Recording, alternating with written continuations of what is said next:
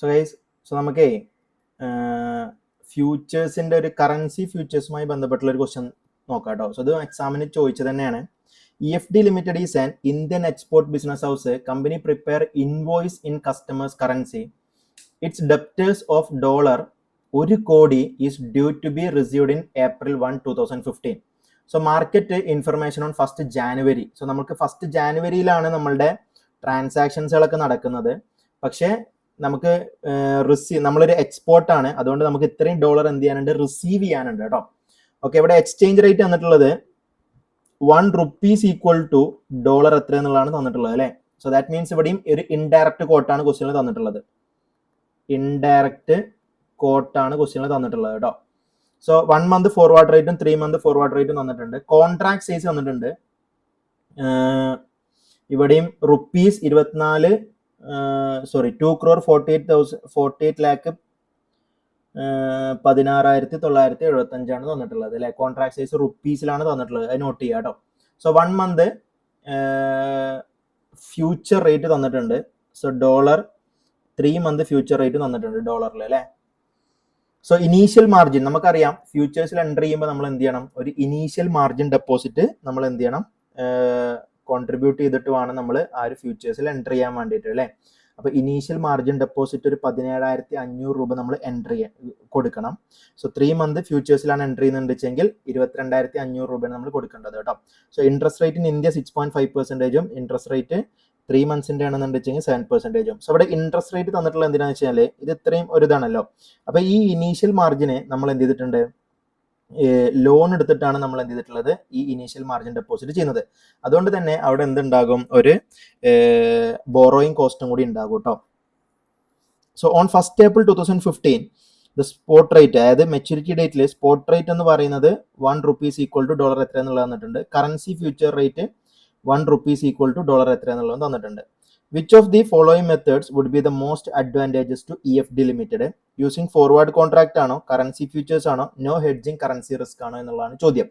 So അപ്പോൾ ഇതാണ് നമ്മൾ വർക്ക്ഔട്ട് ചെയ്യാൻ വേണ്ടി പോകുന്നത് കേട്ടോ. ഓക്കെ, സോ അപ്പോൾ നമുക്ക് നോക്കാം. സോ ആദ്യം നമുക്ക് എന്ത് ചെയ്യാം, കോൺട്രാക്ട് നോക്കാം അല്ലെ, ഫോർവേഡ് കോൺട്രാക്ട് നോക്കാം. So first forward contract. So amount receivable.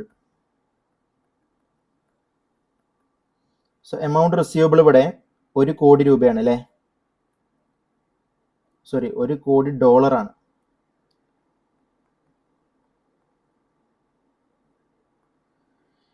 So forward rate തന്നിട്ടുള്ളത് ഇവിടെ നമുക്കറിയാം 1st January to April 1st ആണ് അല്ലേ. സോ ജനുവരി, ഫെബ്രുവരി, മാർച്ച് 3 മാസമാണ്. സോ 3 മാസത്തിന്റെ ഫോർവേഡ് റേറ്റ് 0.016129 ആണ്. ഡോളർ 0.016129 ആണ് കേട്ടോ. 0.016129 ആണ് അല്ലേ. ഓക്കെ, സോ അപ്പോൾ എത്ര ആയിരിക്കും വരിക? So amount receivable in rupees equal to,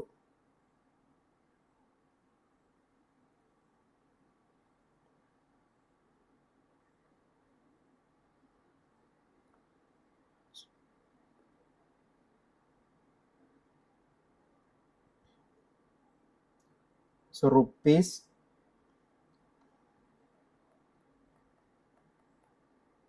ഇത്രയാണ് വരിക അല്ലേ.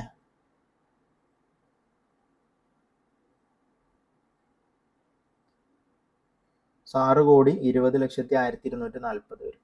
ഓക്കെ,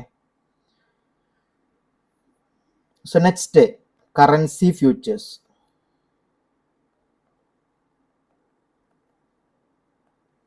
സോ കറൻസി ഫ്യൂച്ചേഴ്സ് ശ്രദ്ധിക്കട്ടോ. കറൻസി ഫ്യൂച്ചേഴ്സിൽ നമ്മൾ ശ്രദ്ധിക്കേണ്ട കാര്യം, ഇവിടെ നമുക്ക് കോൺട്രാക്ട് സൈസ്, എപ്പോഴും ഞാൻ കഴിഞ്ഞ ക്വസ്റ്റ്യനിലൊക്കെ പറഞ്ഞിട്ടുണ്ടായിരുന്നു, കോൺട്രാക്ട് സൈസ് നമുക്ക് ഇവിടെ റുപ്പീസിലാണ് തന്നിട്ടുള്ളത് അല്ലേ.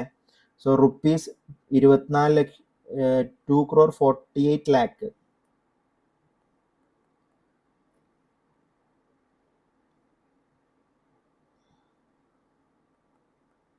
സോ ഇത്രയും എമൗണ്ട് ആണ് നമുക്ക് കോൺട്രാക്ട് സൈസ് തന്നിട്ടുള്ളത്. സോ ഇവിടെ ഫ്യൂച്ചർ റേറ്റ് തന്നിട്ടുണ്ട് അല്ലേ. സോ നമുക്ക് 3 month ഫ്യൂച്ചർ റേറ്റ് ആണ് തന്നിട്ടുള്ളത്. ഡോളറിലാണ് ഫ്യൂച്ചർ റേറ്റ് തന്നിട്ടുള്ളത്. സോ 0.016118. ഓക്കെ. സോ അപ്പോൾ ഈ റേറ്റ് ശ്രദ്ധിക്കേണ്ട കാര്യം എന്താണെന്ന് വെച്ച് കഴിഞ്ഞാൽ ഇതാണ് നമ്മുടെ ഫ്യൂച്ചർ റേറ്റ് തന്നിട്ടുള്ളത്. സോ അപ്പോൾ നമ്മളിവിടെ നമുക്കിവിടെ റുപ്പീസ് എന്താണ് ബൈ ചെയ്യാണ് വേണ്ടത് അല്ലേ. ഓക്കെ, റുപ്പീസ് നമ്മൾ ബൈ ചെയ്യാണ് വേണ്ടത്. സോ അപ്പോൾ നമ്മളിവിടെ എടുക്കേണ്ടത് നമ്മളൊരു ഫ്യൂച്ചർ കോൺട്രാക്റ്റിൽ എൻ്റർ ചെയ്യുന്നു.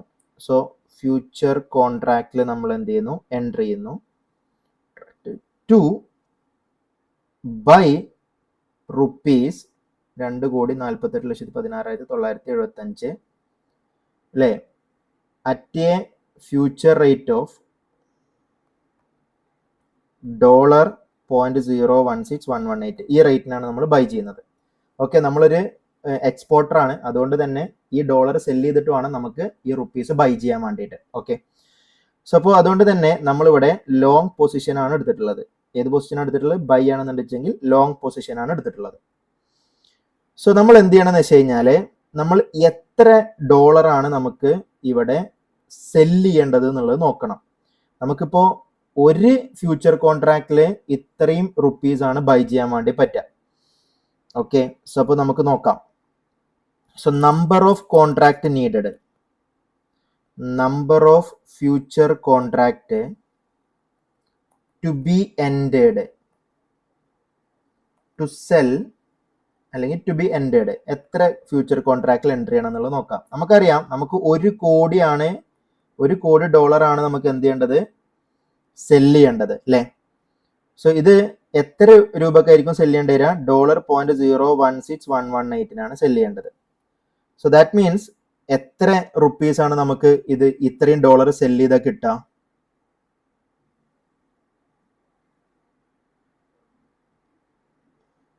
ഇത്രയും ഡോളർ സെല് ചെയ്താൽ റുപ്പീസ് 62,04,24,370 വരും അല്ലേ.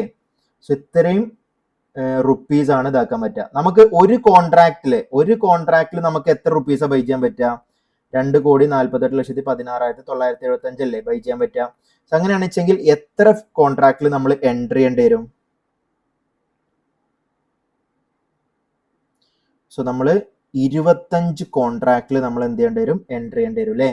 സോ 25 കോൺട്രാക്ട്സിൽ എൻട്രി ചെയ്താലാണ് നമുക്ക് ഒരു കോൺട്രാക്റ്റിൽ ഇത്രയും റുപ്പീസ് സെല് ചെയ്തിട്ട് നമ്മൾക്ക് ഒരു കോൺട്രാക്റ്റിൽ ഇത്രയും റുപ്പീസ് ബൈ ചെയ്തിട്ട് അങ്ങനെ 25 കോൺട്രാക്റ്റിൽ എൻട്രി ചെയ്താലാണ് ഓരോ കോൺട്രാക്റ്റിലും ഇത്രയും റുപ്പീസ് ബൈ ചെയ്ത് നമുക്ക് $1 കോടി എന്ത് ചെയ്യാൻ പറ്റുക? സെല് ചെയ്യാൻ പറ്റുക. അപ്പൊ നമ്മളുടെ ആവശ്യം $1 കോടി സെല് ചെയ്യുക എന്നുള്ളതാണ്. അതും ഫ്യൂച്ചർ റേറ്റിന് സെല് ചെയ്യുക. അപ്പോൾ ആ റേറ്റിന് സെല് ചെയ്യുകയാണെന്ന് വെച്ചെങ്കിൽ ഏകദേശം 62 കോടി സംതിങ് എന്തോ ആണ് നമുക്ക് സെല് ചെയ്യാൻ, 62 കോടി സംതിങ് റുപ്പീസ് ആണ് കിട്ടുക. അപ്പോൾ ഓരോ കോൺട്രാക്റ്റിലും 2,48,00,000 കിട്ടുക. അപ്പോൾ 25 ഫ്യൂച്ചർ കോൺട്രാക്റ്റിൽ എൻട്രി ചെയ്താലാണ് നമുക്ക് ഈ $1 കോടി നമുക്ക് എന്ത് ചെയ്യാൻ പറ്റുന്നത്? സെല് ചെയ്യാൻ വേണ്ടി പറ്റുന്നത്. അങ്ങനെയാണ് നമ്മൾ ഫ്യൂച്ചർ കോൺട്രാക്റ്റിൽ എന്ത് ചെയ്യുന്നത്? എൻട്രി ചെയ്യുന്നത് കേട്ടോ. സോ ഇനി ശ്രദ്ധിക്കുക, അപ്പോൺ മെച്യൂരിറ്റി എപ്പോഴും ശ്രദ്ധിക്കണം. അപ്പോൺ മെച്യൂരിറ്റി സമയത്ത് നമ്മൾ എപ്പോഴും ശ്രദ്ധിക്കേണ്ട കാര്യം, ഈ $1 കോടി ഉണ്ടല്ലോ, $1 crore. So $1 crore should be sold at actual spot rate. Actual spot റേറ്റിനാണ് നമ്മൾ സെല് ചെയ്യേണ്ടത് കേട്ടോ. ആക്ച്വൽ സ്പോട്ട് റേറ്റ് എന്ന് പറയുമ്പോൾ ഇവിടെ ക്വസ്റ്റ്യനിൽ തന്നിട്ടുണ്ട് 0.01613 ആണ് അല്ലേ. $0.01613. കാരണം അന്നത്തെ സ്പോട്ട് റേറ്റിന്, കാരണം ഞാനിവിടെ ഫോർവേഡ് കോൺട്രാക്റ്റിൽ ഫ്യൂച്ചർ കോൺട്രാക്റ്റിൽ എൻട്രി ചെയ്തിട്ടുള്ളതിൽ എനിക്കൊരിക്കലും ഫ്യൂച്ചേഴ്സിൽ എൻട്രി ചെയ്തിട്ട് എനിക്ക് actual delivery of dollar sell ചെയ്യാൻ കഴിയൂല. എപ്പോഴും ഫ്യൂച്ചേഴ്സിലാണെന്നുണ്ടെങ്കിലും ഓപ്ഷൻസിലാണെന്നുണ്ടെങ്കിലും ഒക്കെ നമുക്ക് ആക്ച്വൽ ഡെലിവറി നടക്കൂല. അവിടെ മാർജിൻ സെറ്റിൽമെന്റ്, അവിടെ ശരിക്കും ആ പ്രോഫിറ്റ് മാത്രമേ എന്ത് ചെയ്യുള്ളൂ, നമുക്ക് ട്രാൻസാക്ഷൻ ചെയ്യാൻ പറ്റുള്ളൂ. അവിടെ ആ പ്രോഫിറ്റ് ലോസ് മാത്രമാണ് നമ്മൾ എന്ത് ചെയ്യുന്നത്, അങ്ങോട്ടേക്കും ഇങ്ങോട്ടേക്കും ട്രാൻസാക്ട് ചെയ്യുന്നത്. അല്ലാതെ ആക്ച്വൽ $1 കോടി ബൈയോ $1 കോടി സെല്ലോ ചെയ്യാൻ നമുക്ക് ഫ്യൂച്ചേഴ്സ് ത്രൂ പറ്റൂല. അതുകൊണ്ട് തന്നെ നമ്മൾ ഫ്യൂച്ചർ കോൺട്രാക്റ്റിൽ എൻട്രി ആണെങ്കിൽ പോലും നമ്മളുടെ ആക്ച്വൽ ഡെലിവറി ഓഫ് ഡോളർ ചെയ്യേണ്ടത് നമ്മളുടെ അന്നത്തെ സ്പോട്ട് റേറ്റ് വെച്ചിട്ടാണ്. അതായത് ഫോറിൻ കറൻസി ഫോറക്സിലുള്ള ഫോറിൻ എക്സ്ചേഞ്ച് റേറ്റ് വെച്ചിട്ടാണ്. അപ്പോൾ ഫോറിൻ എക്സ്ചേഞ്ച് റേറ്റിൽ ഒരു ഡോളറിന്റെ വില, അതായത് ഫസ്റ്റ് ഏപ്രിലിന് ഒരു ഡോളറിന്റെ വില ഒരു റുപ്പീസിന്റെ വില 0.016136 ആണ്. സോ അപ്പോൾ എത്ര ആയിരിക്കും വരിക ഒരു ഡോളറിന്റെ വില? സോ ശ്രദ്ധിക്കുക, 1 കോടി നമ്മൾ വിറ്റ് കഴിഞ്ഞാൽ so $1 crore divided by $0.016136. So നമുക്ക് റുപ്പീസ് 61,97,32,276 ആണ് കിട്ടുക. ഓക്കെ, സോ ഇത്രയും റുപ്പീസാണ് നമുക്ക് കിട്ടുക കേട്ടോ അപ്പോൺ മെച്യൂരിറ്റി. സോ ഇനി നമ്മൾ ഫ്യൂച്ചേഴ്സിൽ ഉണ്ടാകുന്ന ഗെയിന്. സോ ഫ്യൂച്ചേഴ്സിൽ നിങ്ങൾക്കറിയാം ലോങ് പൊസിഷൻ എടുത്തു. ഞാൻ ഫ്യൂച്ചേഴ്സിൽ എൻട്രി ചെയ്തത് 0.016118 സോ 3 മാസം കഴിഞ്ഞപ്പോൾ 3 മന്ത് കഴിഞ്ഞപ്പോൾ എൻ്റെ ഫ്യൂച്ചർ റേറ്റ് എത്രയായി മാറി? 0.016134 ആയി.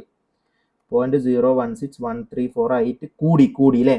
സോ ഇവിടെ കൂടിയൊക്കെയാണ് ചെയ്തിട്ടുള്ളത്, ഇൻക്രീസ് ചെയ്തൊക്കെയാണ് ചെയ്തിട്ടുള്ളത്. അപ്പോൾ നമുക്കറിയാം ഈ റേറ്റ് ആയാലും 0.016134 റേറ്റ് ആയാലും എനിക്ക് ഈ റേറ്റിന് തന്നെ എന്ത് ചെയ്യാൻ പറ്റും? ബൈ ചെയ്യാൻ പറ്റും. കാരണം ഞാൻ ലോങ് പൊസിഷൻ അല്ലേ എടുത്തിട്ടുള്ളത്,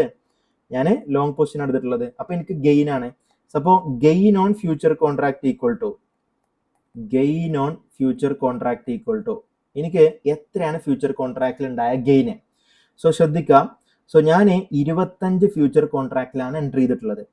ഓരോ കോൺട്രാക്റ്റിലും ഇത്ര റുപ്പീസ് ബൈ ചെയ്യാം. 2,48,16,975 റുപ്പീസ് ബൈ ചെയ്യാന്നുള്ള കോൺട്രാക്റ്റിലായിരുന്നു ഏർപ്പെട്ടത്. ഓരോ കോൺട്രാക്റ്റിലും എൻ്റെ ലാഭം എന്ന് പറയുന്നത് ഈ ഡിഫറൻസ് അല്ലേ? സോ ഈ ഡിഫറൻസ് എന്ന് പറയുന്നത് $0.00016 ആണ്. ഓക്കെ, സോ ഇത്രയാണ് എൻ്റെ ലാഭം എന്ന് പറയുന്നത് അല്ലേ? സോ $0.00016 ആണ് എൻ്റെ ലാഭം. സോ അപ്പോൾ ഇതിന്റെ ഡിഫറൻസ് അപ്പോൾ എത്ര ഡോളർ ആയിരിക്കും എൻ്റെ ലാഭം എന്ന് പറയുന്നത്? എത്ര ഡോളർ ആയിരിക്കും എൻ്റെ ലാഭം? 25 ഫ്യൂച്ചർ കോൺട്രാക്റ്റിലെ ഓരോ ഫ്യൂച്ചർ കോൺട്രാക്റ്റിലും 2,48,16,975 രൂപ എനിക്ക് എന്ത് ചെയ്യാൻ പറ്റും? ബൈ ചെയ്യാൻ വേണ്ടി പറ്റും. അങ്ങനെ ചെയ്യുന്ന സമയത്ത് ഞാൻ ലോങ് പൊസിഷൻ എടുത്തതുകൊണ്ട് എൻ്റെ ഫ്യൂച്ചർ റേറ്റ് കൂടിക്കഴിഞ്ഞാലും എനിക്ക് ആ ഒരു ചെറിയ ഫ്യൂച്ചർ റേറ്റിന് തന്നെ ബൈ ചെയ്യാൻ പറ്റും. സോ 0.000016 എനിക്ക് എന്ത് ചെയ്യാൻ പറ്റും? ബൈ ചെയ്യാൻ വേണ്ടി പറ്റും. സോ എനിക്കറിയാം $926.8 ആണ് എനിക്ക് ബൈ ചെയ്യാൻ പറ്റുന്ന റേറ്റ് അല്ലേ? സോ ഇത്രയും ഡോളറാണ് എനിക്ക് ബൈ ചെയ്യാൻ പറ്റുക. ഇത്രയും ഡോളറാണ് എൻ്റെ ഗെയിന്. സോ എൻ്റെ gain in home currency equal to, ഞാൻ ഹോം കറൻസിയിൽ എൻ്റെ ഗെയിൻ എത്രയാണെന്നുള്ളത് നോക്കണം. സോ $9,926.8 ഡിവൈഡഡ് ബൈ 0.016136 ആണ് എൻ്റെ എക്സ്ചേഞ്ച് റേറ്റിലോട്ട് കൺവേർട്ട് ചെയ്യാൻ പറ്റുന്ന റേറ്റ് ഇതാണ് അല്ലേ? കാരണം ഇതാണ് നമ്മളുടെ ഫോറിൻ എക്സ്ചേഞ്ച് റേറ്റ്, അതായത് ഫോർവേഡ് മാർക്കറ്റിലുള്ള റേറ്റ് അല്ലെങ്കിൽ ഫോറക്സ് മാർക്കറ്റിലുള്ള റേറ്റ് എന്ന് പറയുന്നത് ഇതാണ്. അപ്പോൾ ഈ റേറ്റിന് എനിക്ക് എന്ത് ചെയ്യാൻ പറ്റുള്ളൂ? എനിക്ക് എൻ്റെ കറൻസി എക്സ്ചേഞ്ച് ചെയ്യാൻ വേണ്ടി പറ്റുള്ളൂ. ഓക്കെ, അപ്പോൾ എക്സ്ചേഞ്ച് ചെയ്യുമ്പോൾ എത്ര വരും എന്നുള്ളത് നോക്കാം.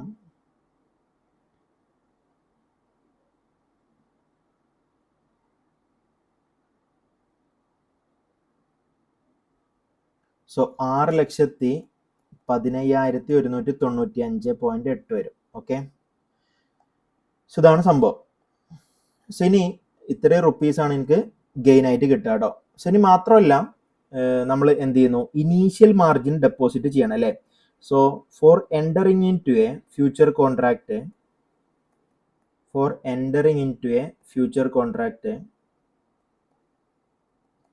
we need to put initial margin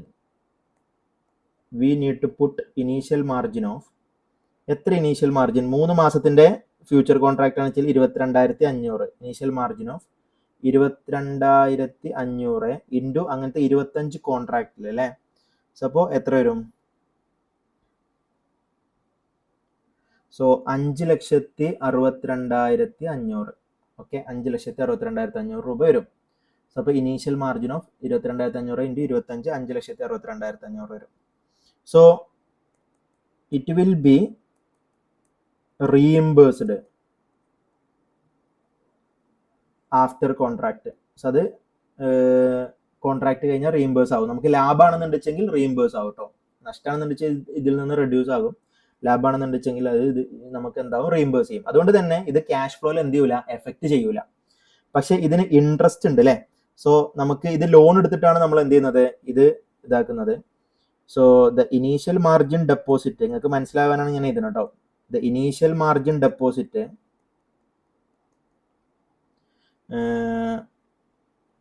amount is taken by ലോണാണ് എടുത്തിട്ടുള്ളത്. So interest on loan equal to, so 5,62,500 into, so എൻ്റെ ഇൻട്രസ്റ്റ് റേറ്റ് എന്ന് പറയുന്നത് 7% ആണ് അല്ലേ, 7% ആണ് വരിക കേട്ടോ, ഇൻറ്റു 3/12 3 മാസത്തിന്. 5,62,500 ഇൻറ്റു 7% ഇൻറ്റു 3/12 9,844 വരും. Okay. So total outflow equal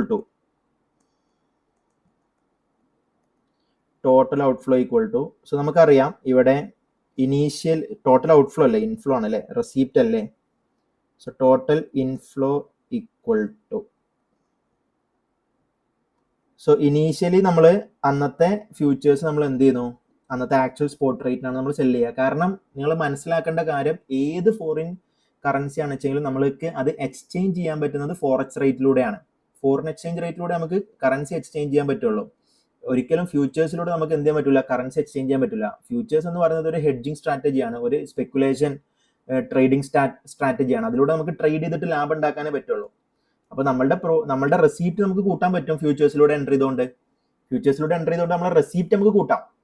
അപ്പോൾ കാരണം ഇപ്പോൾ ഇത്രയാണല്ലോ നമുക്ക് റെസീപ്റ്റ് കിട്ടിയത്, അതിൻ്റെ കൂടെ ഈ പ്രോഫിറ്റും കൂടി കൂടുമ്പോൾ നമ്മളെ റെസീപ്റ്റ് എന്ത് ചെയ്യും, അത് കൂടും. ഇത്രയും കൂടി റെസീപ്റ്റ് കൂടി കൂടൂലേ, അതാണ് ഫ്യൂച്ചേഴ്സിൽ എൻ്റർ ചെയ്യുന്നത്. അപ്പോൾ നമുക്ക് കിട്ടിയ റെസീപ്റ്റിൽ ഒന്നും കൂടി എന്ത് ചെയ്യും, ഗെയിൻ ആകുമ്പോൾ നമുക്ക് ഒന്നുകൂടി ഇൻക്രീസ് ആകും. അതാണ് ഫ്യൂച്ചേഴ്സ് കൊണ്ടുള്ള ഉപകാരം കേട്ടോ. അല്ലാതെ ഫ്യൂച്ചേഴ്സ് വെച്ചിട്ട് നമുക്ക് എന്ത് ചെയ്യാൻ പറ്റില്ല, ആ റേറ്റ് വെച്ചിട്ട് നമുക്ക് കൺവേർട്ട് ചെയ്യാൻ കഴിയൂല. ഫ്യൂച്ചേഴ്സിലുള്ള റേറ്റ് വെച്ചിട്ട് നമുക്ക് ഒരിക്കലും കൺവേർട്ട് ചെയ്യാൻ പറ്റൂല കേട്ടോ. ഓക്കെ. സോ അപ്പോൾ എത്രയായിരിക്കും വരിക, ടോട്ടൽ നമ്മൾ കൂട്ടുന്ന സമയത്ത് 6,19,732 276 അല്ലെ, എത്രയായിരുന്നു ഉണ്ടായിരുന്നത്. പിന്നെ നമുക്ക് ലാഭം 6,15,195. അപ്പൊ ഇത്രയും റെസിപ്റ്റ് കിട്ടി. പക്ഷെ നമുക്ക് ഇവിടെ ഇൻട്രസ്റ്റ് പോർഷൻ ആയിട്ട് 9,844 റുപ്യ ചെലവുണ്ട്. സോ എന്നാലും നമുക്ക് 62,3,37,627 റുപ്യ നമുക്ക് എന്തുണ്ട്, റെസിപ്റ്റ് വരും. അപ്പൊ ഇതാണ് ഫ്യൂച്ചേഴ്സ് കൊണ്ടുള്ള ഉപകാരം. ഫ്യൂച്ചേഴ്സ് നിങ്ങൾ എൻട്രി ചെയ്യണമെന്നുണ്ടെങ്കിലും നമുക്ക് ഒരിക്കലും ഫ്യൂച്ചേഴ്സ് ത്രൂ നമുക്ക് എന്ത് ചെയ്യാൻ പറ്റൂല, കറൻസി എക്സ്ചേഞ്ച് നടക്കൂല. കറൻസി കൺവേർട്ട് ചെയ്യണമെങ്കിൽ അന്നത്തെ സ്പോട്ട് റേറ്റ് വെച്ചിട്ട് തന്നെ കൺവേർട്ട് ചെയ്യണം, ഫോറിൻ എക്സ്ചേഞ്ച് റേറ്റ് വെച്ചിട്ട് തന്നെ കൺവേർട്ട് ചെയ്യണം, ഫോറക്സ് മാർക്കറ്റിലെ റേറ്റ് വെച്ചിട്ട് തന്നെ കൺവേർട്ട് ചെയ്യണം. ഫ്യൂച്ചേഴ്സിൽ എൻട്രി ചെയ്യുന്നത് എന്തിനാണെന്ന് വെച്ച് കഴിഞ്ഞാൽ നമുക്ക് കുറച്ചും കൂടി റെസിപ്റ്റ് നമ്മളെ ഇൻക്രീസ് ചെയ്യിപ്പിക്കാൻ പറ്റും. അതുവഴി നമുക്ക് കുറച്ചും കൂടി എന്ത് വരും, റെസിപ്റ്റ് നമുക്ക് ഇൻക്രീസ് ചെയ്യിപ്പിക്കാൻ പറ്റും, നമുക്ക് ആ ഒരു ഗെയിൻ ത്രൂ. അതാണ് ഇതുകൊണ്ടുള്ള ഉപകാരം കേട്ടോ. ഓക്കെ. സോ അപ്പോൾ നമുക്ക് ഇനി നോ ഹെഡ്ജും കൂടി ഉണ്ട്. ഹെഡ്ജ് ചെയ്യുന്നില്ല എന്നുണ്ടെങ്കിൽ പിന്നെ ഓട്ടോമാറ്റിക്കലി നമുക്കറിയാം $1 കോടി അന്നത്തെ 0.01613 നമുക്ക് എന്ത് ചെയ്യുന്നുണ്ടാകുക, കൺവേർട്ട് ചെയ്യാൻ പറ്റുക. സോ അപ്പോൾ നമുക്ക് എത്ര റുപ്പീസ് കിട്ടും, റുപ്പീസ് 61,97,32,276 കിട്ടും അല്ലേ. ഓക്കെ. സോ അപ്പോൾ ഇതിൽ ഏറ്റവും ബെറ്റർ നോ ഹെഡ്ജ് സ്ട്രാറ്റജിയാണ് അല്ലേ. കാരണം അതിലാണ് ഫ്യൂച്ചേഴ്സിലാണ് കൂടുതൽ പൈസ കിട്ടുന്നത് അല്ലേ. ഫോർവേഡ് കോൺട്രാക്റ്റിലൂടെ നമുക്ക് എത്ര കിട്ടുന്നുള്ളൂ, forward കോൺട്രാക്റ്റിലൂടെ 62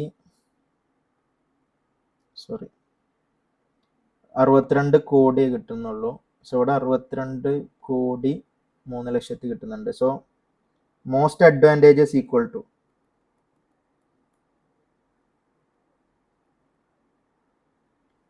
option would be hedging with the futures.